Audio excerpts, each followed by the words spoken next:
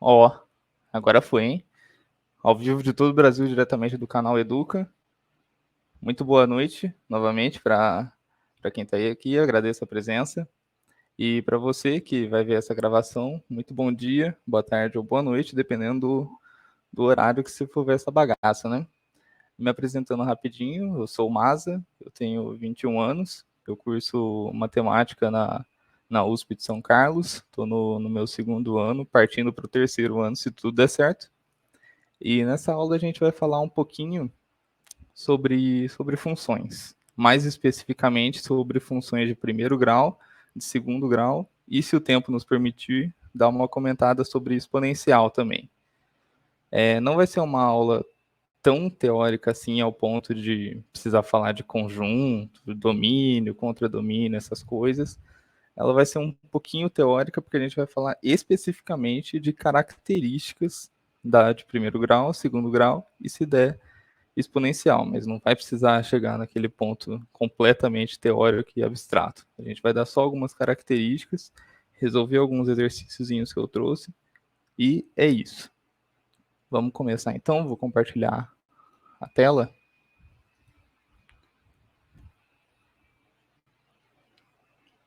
Vocês podem só confirmar se está dando para ver a tela aqui?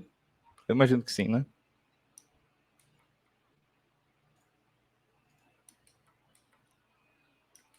Beleza, obrigado.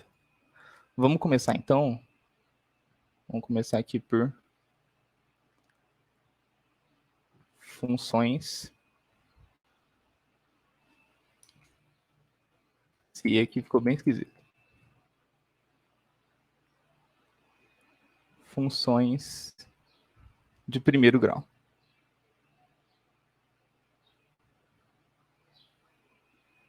Ou também chamadas de função afim.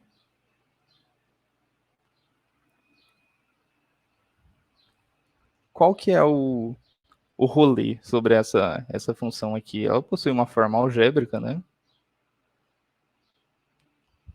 Uma forma algébrica, que é a seguinte, ela é do tipo f de x igual a x mais b. E aqui tem uma condição, né, do a ser diferente de zero, senão a nossa variável x ela morre no processo e aí seria um pouco triste, né? E cada letrinha aqui, o a e o b, possui um nome, que o nosso a é o coeficiente angular e o b é o coeficiente linear, certo? Cada um tem a sua devida importância, porque no gráfico dessa função, que é uma reta, ela pode ser crescente, se o a for maior do que zero, e aí o gráfico fica desse jeito aqui. Deixa eu fazer um negócio bonitinho. Usar a tecnologia a meu favor. Aqui o nosso plano cartesiano. Aqui x. Aqui y. E a gente vai ter a nossa reta crescente, no caso em que o a é positivo. E uma observação é que o b, o coeficiente linear, ele é o ponto onde a reta cruza o eixo y. Então, esse pontinho aqui é exatamente o valor de b. Certo? E se pode ser crescente, pode também ser decrescente.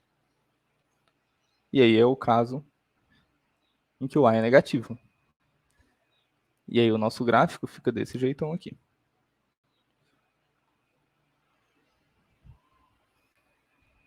Eixo x e eixo y. E a nossa reta agora decrescente, né? Indo rumando para baixo, digamos assim. E do mesmo jeito, onde ela corta o eixo y, é exatamente o valor de b. Até aqui tranquilo? Até aqui de boa, né? Boa noite, Leonardo. Tudo bom? Muito prazer. Beleza. Vamos então continuar, porque agora tem um detalhezinho aqui. Pelo desenho que eu fiz ficou um pouco ruim, mas eu acho que assim dá para pegar. Ó. Esse ângulozinho que a reta faz com o eixo X, que eu estou chamando de θ, nos dois casos. Esse θ, a tangente dele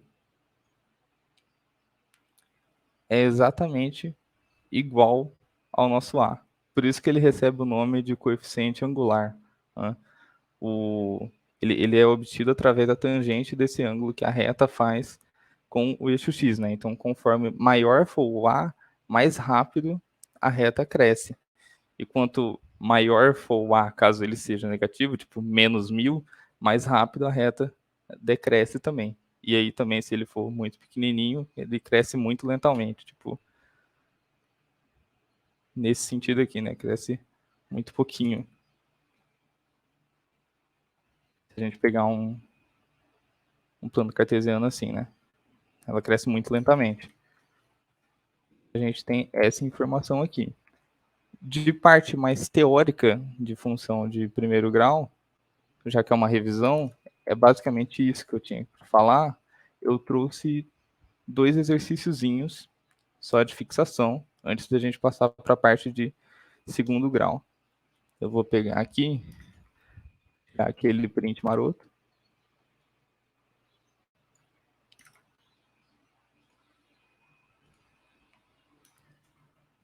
Já vou ajeitar o tamanho dele, calma aí.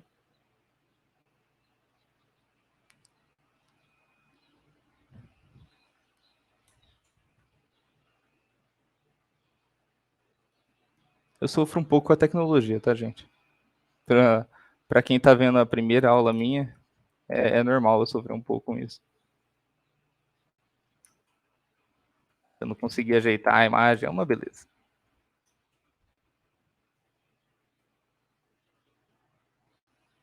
Aqui. Diminuir um pouquinho aqui. E deixar aqui. Maravilha. Então a gente tem aqui uma questão do Enem de 2017, o PPL, que é uma questão que fala o seguinte: em um mês, uma loja de eletrônicos começa a obter lucro já na primeira semana. O gráfico representa o lucro L dessa loja desde o início do mês até o dia 20. Mas esse comportamento se estende até o último dia, o dia 30. Aí a gente tem aqui o gráfico e fala que a representação algébrica do lucro L em função do tempo é. Ou seja, é uma questão clássica em que ele te dá o gráfico e que é a função, ele quer a forma algébrica que a gente chamou, que está representado nesse gráfico. Então, por ser uma reta, a gente já sabe que é do tipo f de x igual a x mais b. Aqui, especificamente, como é lucro em função do tempo, eu já vou chamar de L de lucro em função do tempo, exatamente como ele quer aqui nas alternativas. E é do tipo, ó, colocando AX, AT, né? Que a nossa variável é T, mais B. Então, o nosso trabalho é simplesmente achar B e achar A, que aí a gente tem a nossa função. E repara que o B a gente já tem aqui, né? O ponto onde a reta intercepta com o eixo Y é redondamente o nosso B, que é menos 1000, certo? Então, a gente já tem o nosso B. Agora, vamos achar o nosso A, que a gente pode obter através da tangente desse θ aqui. E como que você vai calcular isso, né? Como que eu vou achar a tangente desse ângulo simplesmente?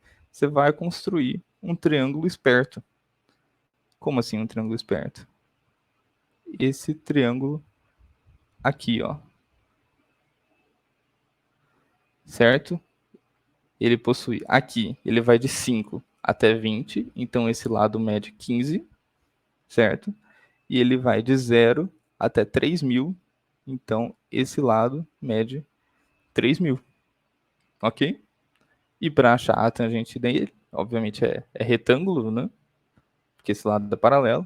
Para achar a tangente desse ângulo, escrever aqui, tangente de θ é igual ao cateto oposto, que é o 3000, e divide por 15. Isso daqui vai dar exatamente 200. 200. Se não me falha as contas, que é exatamente o valor do nosso A, porque ele é igual à tangente de θ. Então aqui a gente mata que o lucro em função do tempo é o A, que é 200, vezes o tempo, menos 1.000, que está representado exatamente aqui na alternativa D. Ok, gente? Deu para pegar a ideia desse exercício? Deu para entender? Quer que eu volte alguma coisa? Deu? Tranquilo. Vamos continuar então. Agora o segundo exercício que eu trouxe.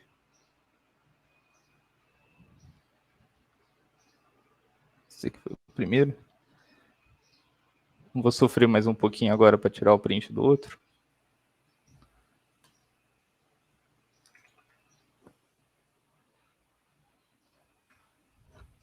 Aqui.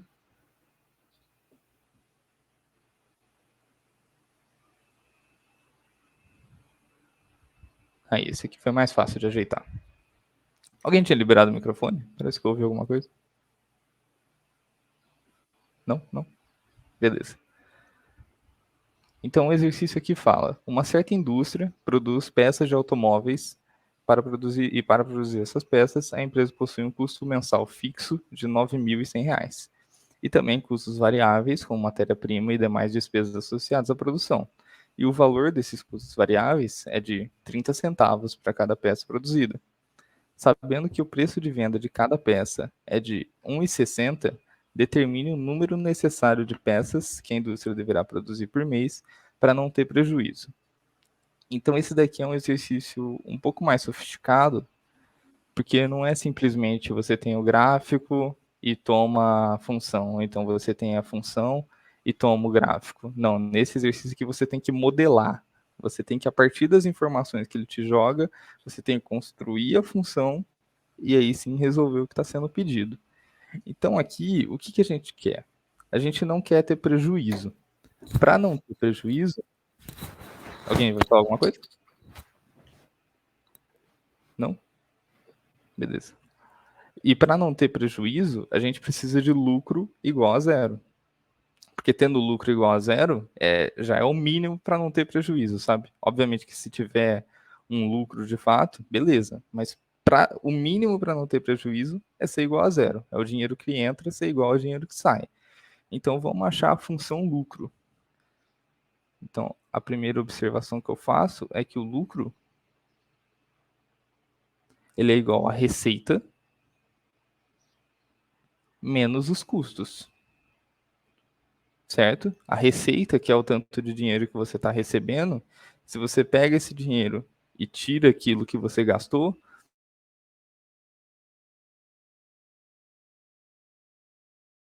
a gente quer zerar essa coisa, certo? Mas então primeiro vamos achar quem é o lucro em função de X, para X sendo a quantidade de peças. Vamos primeiro achar o R de X, a receita de X. Como que eu sei quanto dinheiro está entrando? Aqui ele fala que o preço de venda de cada peça é de R$ 1,60. Ou seja, para cada peça que eu vendo, eu recebo R$ 1,60, certo? Então, isso aqui simplesmente é a minha receita. Já o meu custo, como que eu faço essa conta?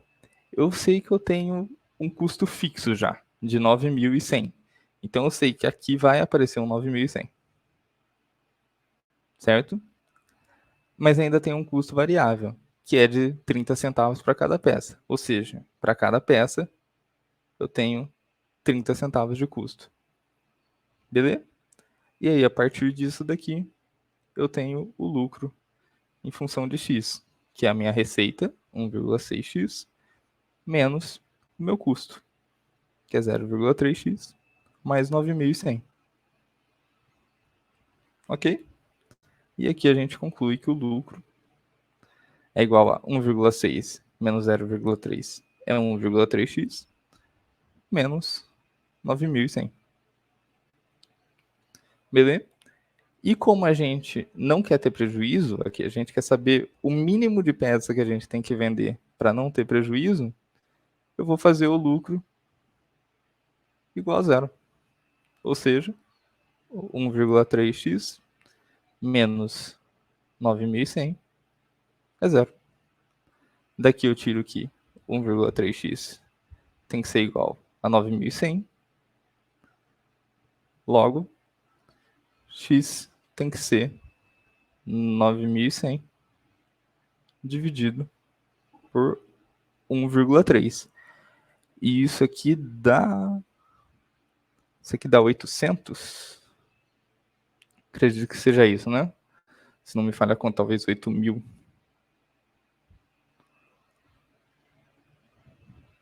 É isso mesmo? Não, é 7.000, na verdade, né? Nossa, tô muito ruim de conta hoje, véio. Desabafar aqui pra vocês. Tô muito ruim de conta. Acho que é isso mesmo, né? É 2.100, é isso mesmo. Então a gente tem aqui a resposta. Se a gente vender 7.000 peças, a gente tem exatamente o mesmo tanto de dinheiro que entra, é o mesmo tanto que sai. Então a gente não tem prejuízo nenhum. A partir desse tanto de peças, a gente tem um lucro de fato. Que é isso que o exercício estava pedindo. Deu para entender, gente? Apesar da conta que eu dei uma embolada, deu nenhuma dúvida. Maravilha. Qualquer coisa, gente, por favor, pode ligar o microfone, pode fazer o que quiser para me interromper e tirar dúvida, tá? Não tenho crise nenhuma com isso. Vamos continuar então? Sobre função de primeiro grau, era isso que eu tinha para falar. Coisa a gente pode retomar depois, mas por enquanto vamos começar então função de segundo grau. Que aqui, na minha opinião, as coisas começam a ficar um pouquinho mais interessantes. Segundo grau. Ou então, função quadrática.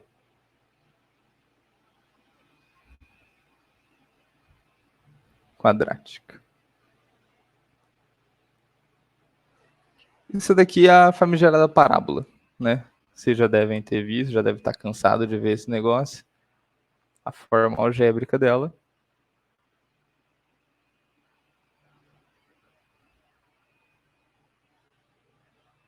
é f de x igual a ax quadrado mais bx mais c. E a condição, assim como no caso da de primeiro grau, é o a ser diferente de zero.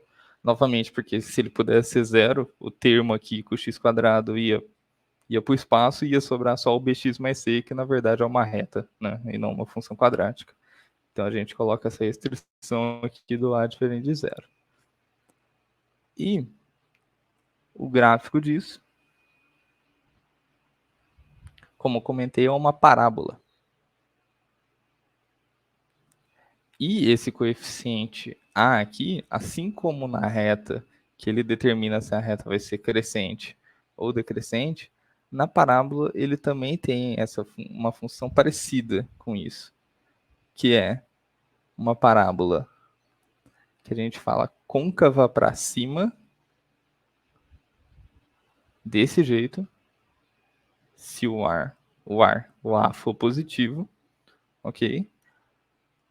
Ou então também pode ser côncava para baixo, caso o A seja negativo, que seria isso aqui. Tá certo? A concavidade é meio que esse buraquinho aqui da parábola, certo? Então esse buraco fica para cima quando o A é positivo e fica para baixo quando o A é negativo. Maravilha?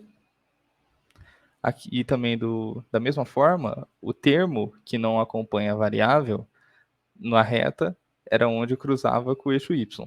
Aqui na parábola também. Esse daqui é o nosso C. E aqui também é o nosso C. Ok? Agora vamos falar sobre o discriminante. Discriminante.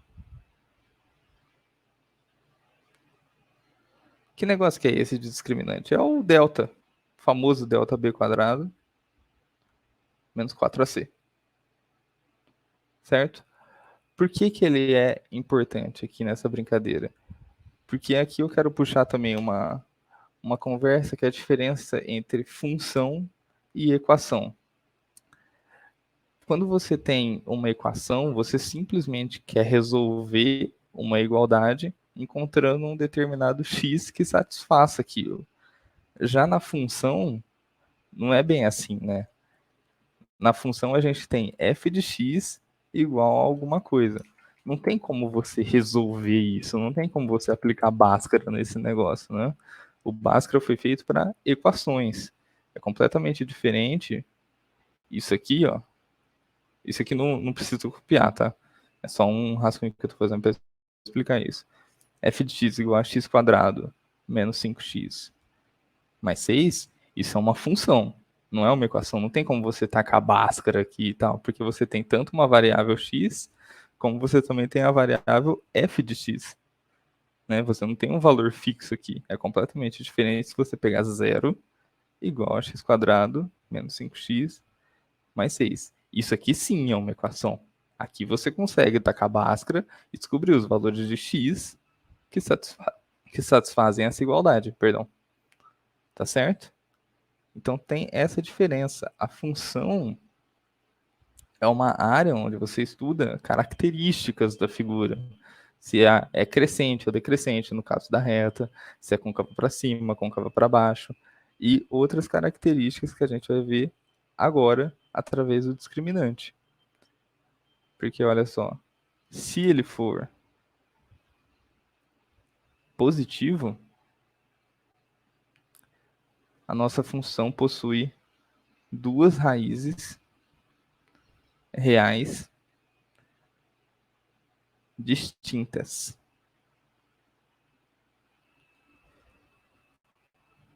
A representação gráfica disso daqui é o seguinte. É essa brincadeira aqui. Para quando o A for positivo, côncava para cima. E aqui estão as duas raízes, né? Vou chamar de x1 e x2. Duas raízes reais distintas, diferentes.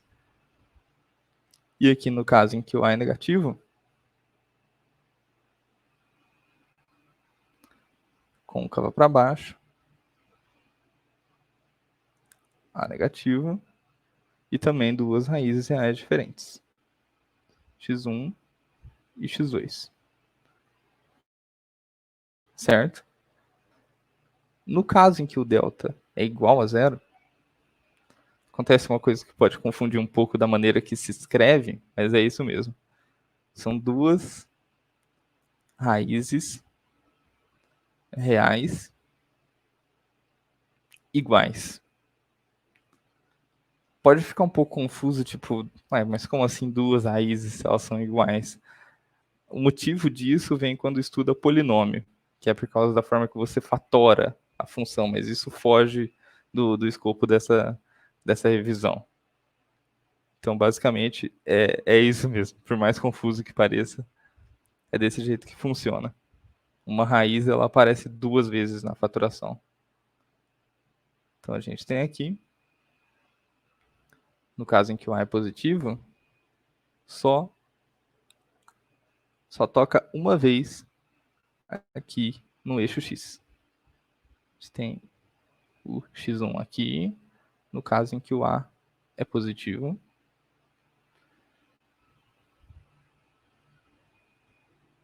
E no caso em que o A é negativo, a gente tem aqui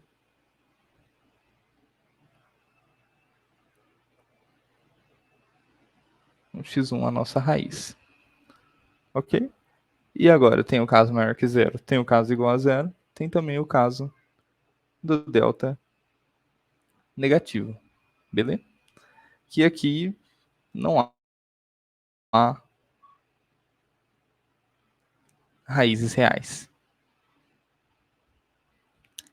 Ainda existem raízes? Existem, mas aí elas já vão estar no campo dos complexos, né? Vão ser números onde aparece aquele izinho, aquela unidade imaginária que também foge completamente do escopo dessa revisão. O desenho de uma parábola que possui delta negativo seria assim para o A positivo, ela fica flutuando, né, em cima do eixo X. E no caso em que o A é negativo,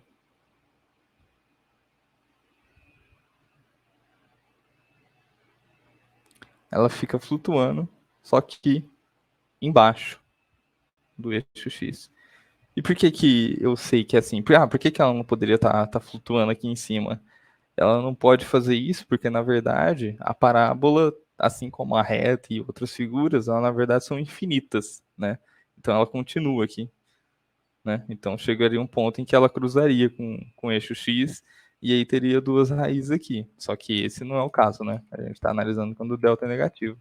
Então, com certeza, está flutuando aqui embaixo, assim como no caso em que o A é positivo, ela está flutuando aqui em cima, porque senão ela cruzaria em algum momento aqui, né? Não é isso que acontece nesse caso. Beleza, gente? Essa parte aqui deu para pegar também? Essa parte é um pouquinho mais densa, né? Estudo discriminante. Tudo certo, maravilha. Agora eu queria falar um pouquinho sobre o vértice. Vértice da parábola. Vértice é um negócio importante. Aparecem exercícios em que são cobrados isso, normalmente falando sobre pedindo máximo de alguma coisa, ou então mínimo de alguma coisa. Então é um negócio importante também para comentar, e aí eu vou fazer um exercíciozinho sobre isso. Mas basicamente a gente tem aqui a nossa parábola.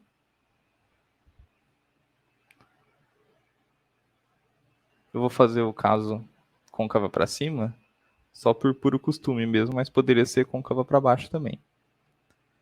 A parábola, ela sempre tem essa biqueta aqui, que é o chamado vértice da parábola, que tem coordenadas x do vértice e y do vértice. Como é que eu calculo o x do vértice? O x do vértice ele pode ser calculado como a média aritmética das raízes. Você pega a raiz 1 mais raiz 2 e divide por 2, ou você pode fazer por formulinha, que é o famigerado menos b por 2a. Tem essas duas opções. Ou você sabe as raízes e faz a média delas, ou então você faz menos b por 2a e acha o x do vértice. O y do vértice é um pouquinho mais medonho, porque é menos delta dividido por 4a. É um pouquinho mais assustador.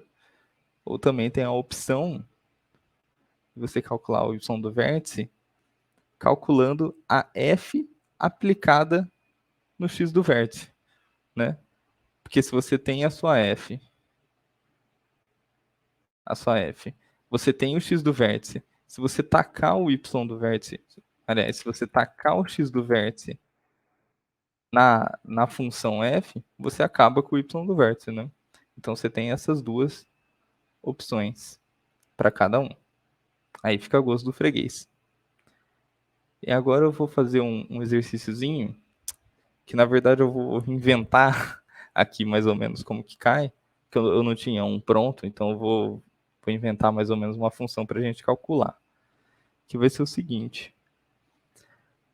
Vamos supor que uma determinada empresa ela conseguiu modelar uma função que nos diz o lucro que ela consegue em função de peças vendidas, para já emendar com o contexto do outro exercício. E o lucro é dado em x² menos 5x mais 6. Essa daqui é a função lucro da nossa empresa fictícia. E aí ela quer saber para quantas peças ela tem que vender para obter o... Calma aí, deixa eu fazer diferente. Deixa eu colocar menos x quadrado e aqui mais 5. Assim fica legal. E ela quer saber quantas peças ela tem que vender para obter lucro máximo. Nesse caso, vocês têm um palpite do que a gente tem que calcular? Se é o x do vértice ou o y do vértice? A gente quer saber quantas peças precisa vender para a gente ter o lucro máximo. O x do vértice, exatamente. Porque é o x que nos diz a quantidade de peças, né? Então, se a gente quer saber a quantidade de peças para obter o lucro máximo, a gente calcula o x do vértice, que é redondamente menos b, onde o b é 5, então menos 5, dividido por 2 vezes o a, que é menos 1. Então fica menos 2. Então a gente tem que vender, talvez o exemplo não ficou tão bom, porque a gente vai ter que vender 2 peças e meia para obter o lucro máximo, né? O que seria diferente se ele te perguntar diretamente qual o lucro máximo que essa empresa pode obter. Aí sim a gente calcularia o y do vértice, certo? Porque aí não me interessa a quantidade de peça. Aí eu quero saber, de fato, quanto é o lucro máximo. Então aí a gente calcularia o y do vértice, certo? Eu não vou calcular o L de 2,5, porque vocês viram que eu tô ruim de conta e eu não vou calcular de cabeça 2,5 ao quadrado. Eu tô meio enferrujado para isso. Então vamos usar que o y do vértice é igual a menos delta dividido por 4a. E vamos começar calculando o delta. 5 ao quadrado, 25. Menos 4 vezes menos 1, 4. Vezes 6 vai dar 24. Mais 24, que é 49. No momento desse, você já começa a comemorar, começa a pular da sua cadeira, porque deu um quadrado perfeito, né? Nesse momento aqui já é alegria, mas isso é no caso do Bhaskara, né? Aqui a gente está calculando vértice, aqui não é equação. Lembra do que a gente conversou? Aqui é função. Então a gente já tem o delta, então o nosso y do vértice vai ser igual a menos 49, dividido por 4 vezes menos 1, menos 4. E aqui de novo eu não vou me arriscar a fazer essa conta, porque se eu errar vai ficar muito feio, mas é 49 por 4, simplesmente. E esse daqui é o lucro máximo da nossa empresa. Deu para entender, gente?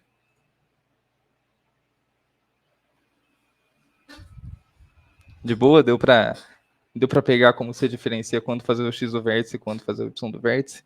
Que é uma confusão absolutamente normal. Muito comum um negócio desse. Sim? De boa, de boa? Maravilha. Vamos então, já que o tempo está nos permitindo,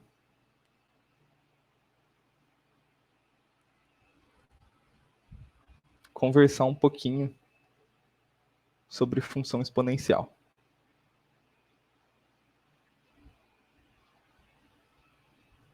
Função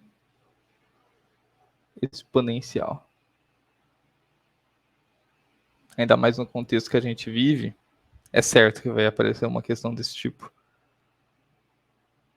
Né? Vide as analogias possíveis com a curva de casos, de Covid, essas coisas assim.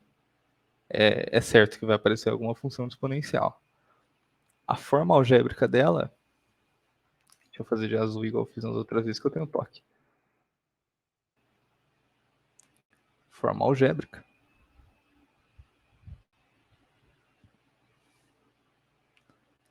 é f de x igual a um determinado a elevado a x. E aqui a restrição é o seguinte: esse a ele tem que ser positivo e tem que ser diferente de 1. São essas duas restrições. Porque se o a fosse negativo, se fosse menos 1, por exemplo, Menos 1 elevado a 1 é menos 1. Aí menos 1 elevado a 2 é 1. Elevado a 3 é menos 1. Fica um negócio alternado. Não tem como você fazer o gráfico disso. Não é uma função, entende? E também tem que ser diferente de 1, porque senão fica sem graça, né? Senão é só uma constante mesmo. E o gráfico disso daqui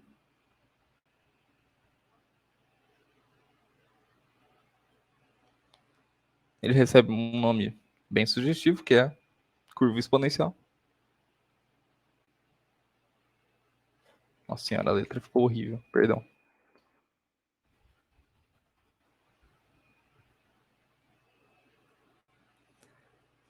E o desenho dessa brincadeira fica desse jeito aqui. Tentar fazer de um jeito legal. Fica assim e cresce rápido demais. Esse ponto aqui é o ponto 1. Sempre. Independente da sua função, a função exponencial, no caso, ela sempre vai cruzar o eixo y no 1. Até porque, como a gente tem a condição do a ser diferente de zero, né? A elevado a zero qualquer, isso daqui vai ser 1, né? Seria, se a gente não tivesse a condição do zero, o zero elevado a zero já é uma discussão um pouquinho mais profunda. Mas que não acontece aqui graças ao bom Deus. E esse daqui é o caso em que o nosso A ele é maior do que 1. Aqui na exponencial as restrições acontecem de uma maneira meio exótica, mas é assim mesmo.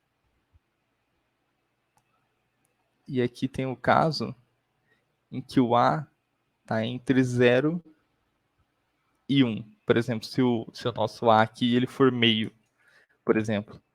Aí ela não é uma curva exponencial crescente. Aí ela seria uma curva exponencial decrescente. Desse jeito aqui.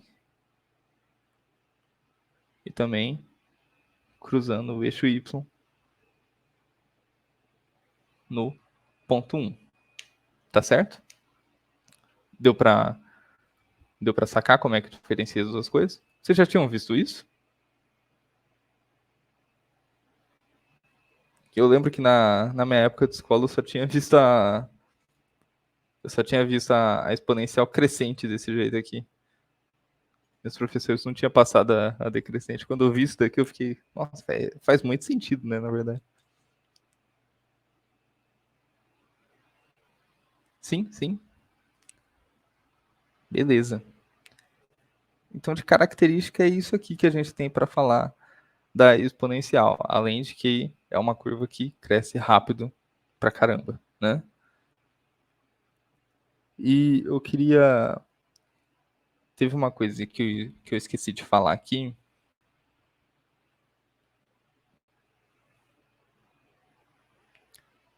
Mas eu não sei se vai ficar ruim de colocar aqui no meio. Vai ficar bem ruim. Que é voltando o assunto da reta, porque o que a gente tinha para falar, a gente já acabou. É voltando aquele exercício da reta. Vou tirar o print dele aqui de novo. Que é um extrazinho.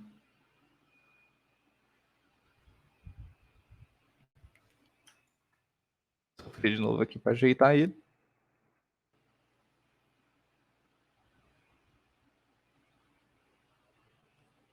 Aqui.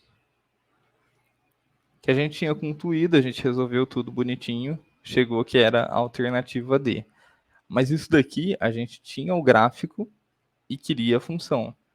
Então, eu esqueci de fazer na hora, peço perdão, de fazer o contrário, que também costuma aparecer, que é, a gente tem a função L de t igual a 200t menos 1000 e determinar o gráfico. A partir disso, né? Obviamente, finge que a gente já não sabe do gráfico, né? Eu tô supondo um exercício extra aqui, que a gente tem essa função e a gente quer o gráfico. Como que a gente faz isso? Bom, primeiro de tudo, a gente sabe a reta intercepta o eixo Y no menos 1000, certo? Então, essa daqui é a primeira informação que a gente tem, né? Esse daqui é o nosso B. A outra informação que a gente precisa é o seguinte: para a gente determinar uma reta, a gente precisa de 2 pontos. A gente já tem um aqui, que é o ponto 0 para x menos 1000 para y. Agora, vamos tentar achar outro ponto que você poderia fazer qualquer coisa. Você poderia jogar, tipo, sei lá, 5 pro nosso L, 10 pro nosso L, etc. Mas eu vou jogar 0 pro nosso L. 200t menos 1000. Certo? De novo, você poderia jogar qualquer outro que você acharia a mesma reta. Mas eu acho mais simples fazendo, igualando a função a zero. A gente tem aqui então que 200t é igual a 1000. Então o t vai ser 1000 dividido por 200. Corta os dois zeros aqui. E 10 dividido por 2. Eu ainda sei fazer, eu imagino. E dá 5. Né? Então a gente tem um esboço aqui de uma reta que passa pelo ponto menos 1000 aqui. Vai ficar bem fora de escala, tá, gente? Mas só para ter uma ideia de como resolve. E também passa aqui pelo menos 5. Então a gente tem uma reta assim.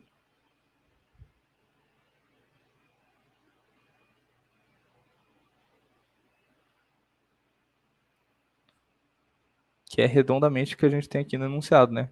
Menos 1000 e no 5. Certo?